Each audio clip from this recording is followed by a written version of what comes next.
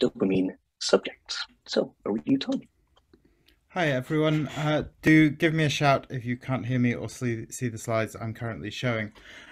This paper comes from pretty early stage research around the contested concept and experiences of video game addiction, and comes from sort of work on internet forums and with internet communities, noticing that people talk about dopamine a whole lot, and wondering what this implies for broader notions of selfhood.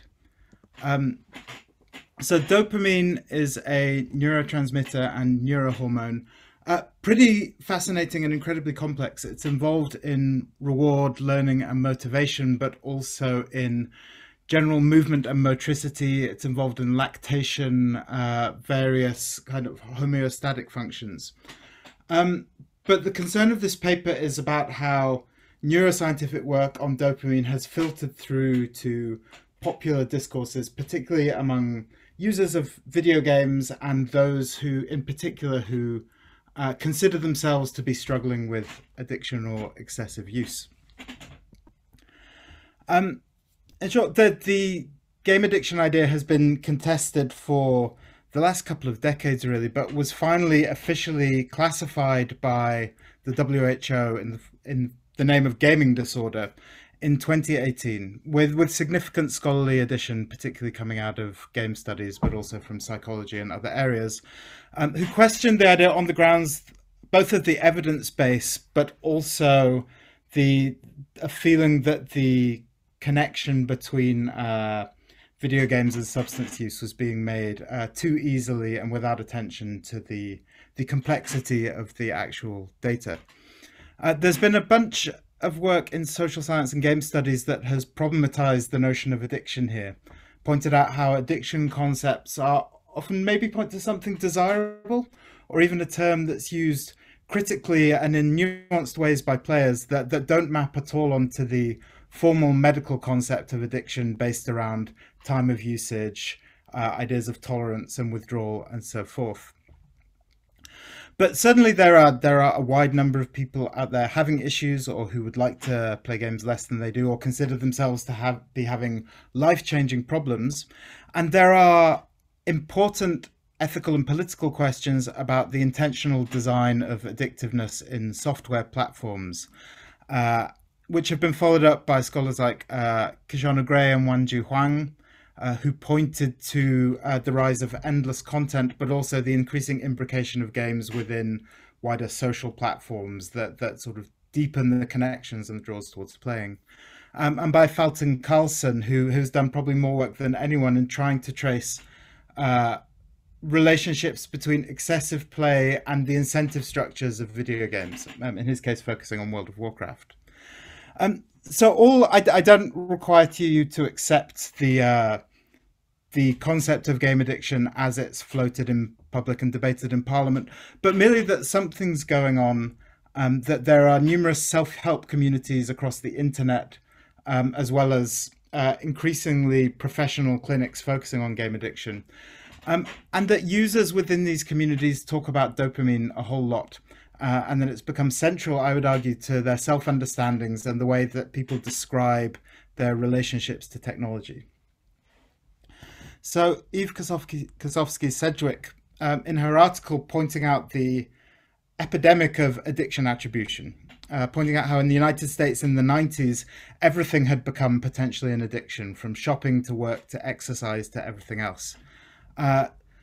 Points to the kind of the liberal subject of the will, which is both supposed to follow its desires and to consume, but also to exert will in order to limit those desires. Describes how that self-governing will is constantly vanishing in the face of ever more practices that are construed to be addictive. And in this quote here, she says, you know, as everything becomes addictive, the locus of addictiveness can't be the substance itself and can scarcely even be the body, but must be some overarching abstraction that governs the narrative relationships between them.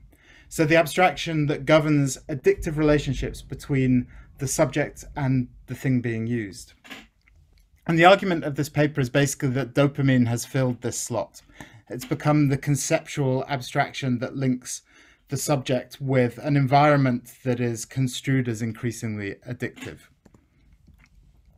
There has been endless media discussion about dopamine in design and the rise of behavioral design, the most famous proponents being Eyal from the book Hooked, which he's kind of walked back from a bit recently with his later books, BJ Fogg of the Standard Design Lab, and many others, and the rise of what's called data behaviorism, which seems to use big data to revive a sort of Skinnerian behaviorist view of the subject. This has largely come to prominence, both through the public relations efforts of people like Eyal and Fogg themselves, but also through high-profile tech whistleblowers like Sean Parker, Tristram Hunter, formerly employed in Facebook, who have claimed that social media platforms were essentially deliberately designed using neuroscience of dopamine with the idea of producing addictive products in mind. And there's debate following on from that about how effective we should think of these, whether these are making slightly grandiose promises.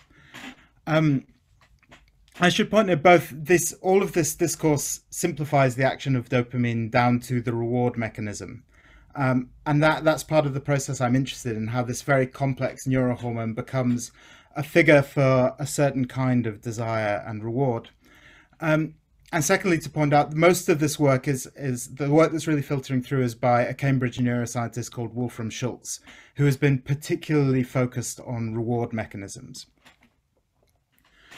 So there's some key points, but what I want to say is that this discussion about dopamine has not just come into design worlds, but has filtered through so widely to users that I found myself talking to a taxi driver in Glasgow who had experience with gambling addiction, who said, "Oh yeah, it's the dopamine though." This idea of dopamine comes up in Chinese communities focused on gaming addiction, and it's all over the user-focused communities on the internet, where people circulate psychological and neuroscience materials trying to understand and find ways to manage their experiences.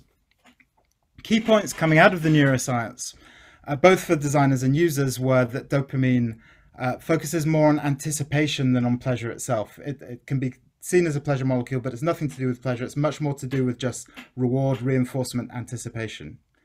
That random rewards seem to produce more dopamine than predictable ones, and that status affirmation can act as much as a reward as can more obvious rewards like food, sex, or drugs.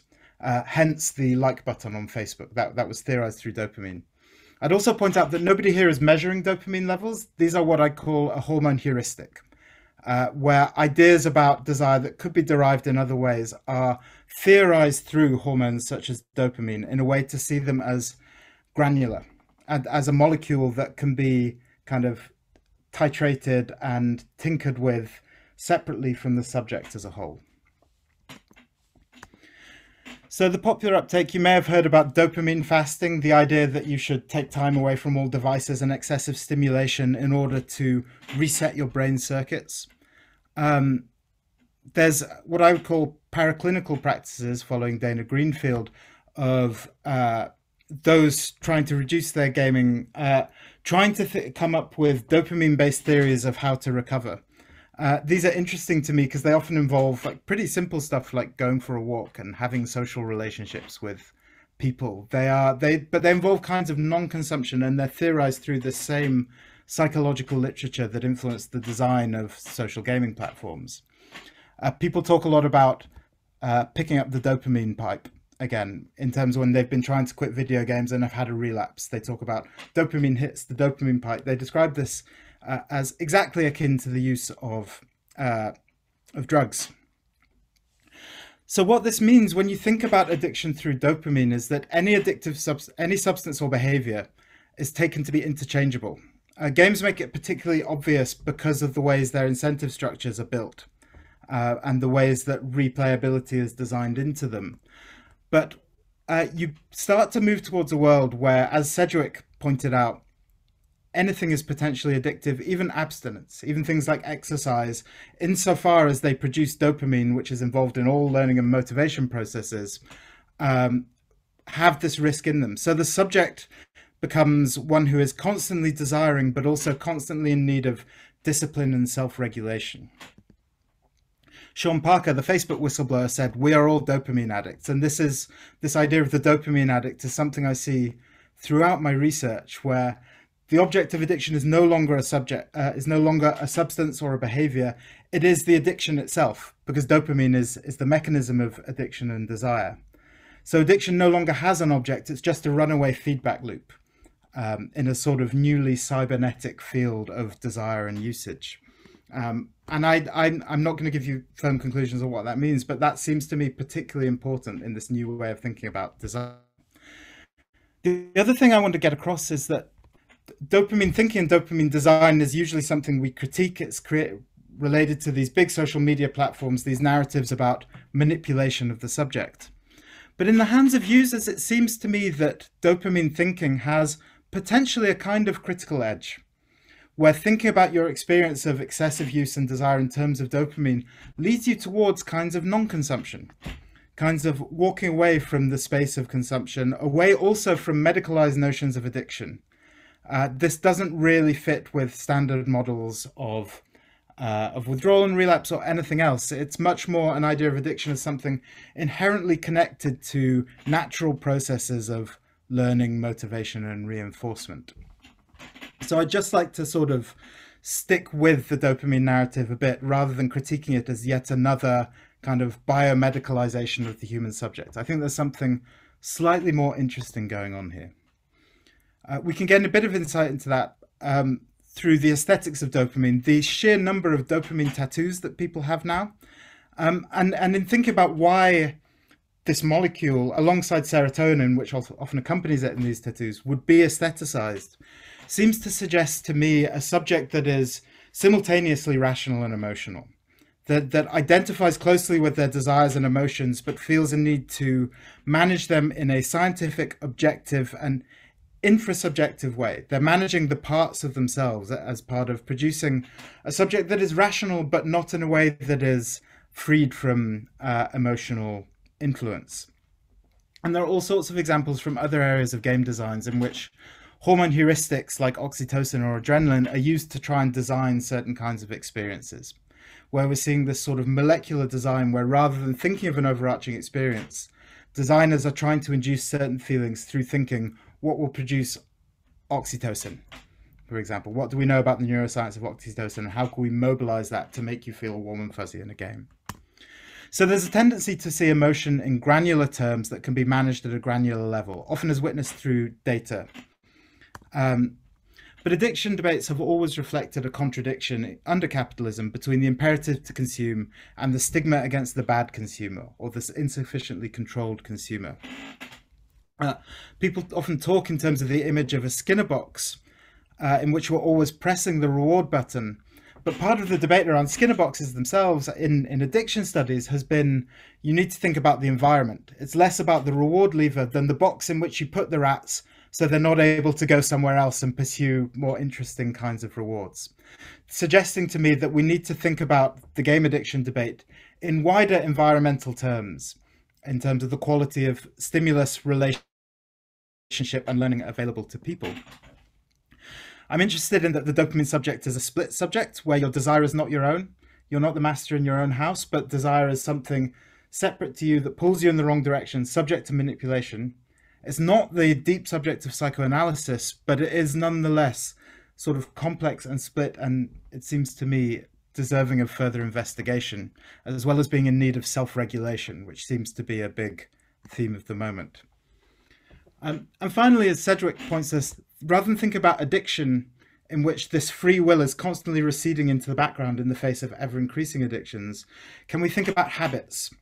The connection between habit and habitat, the way we habituate ourselves to certain repeated actions, and the way those repeated actions create a kind of lived environment.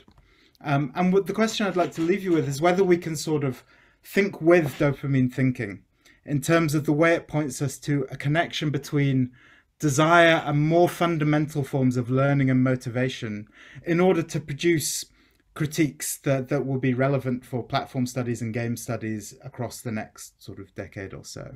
I hope that fitted roughly within the time. As I say, this is very much sort of suggestive and hoping to throw open some conversation. But thanks for listening, and thanks to all the folks in Milwaukee for hosting us so kindly.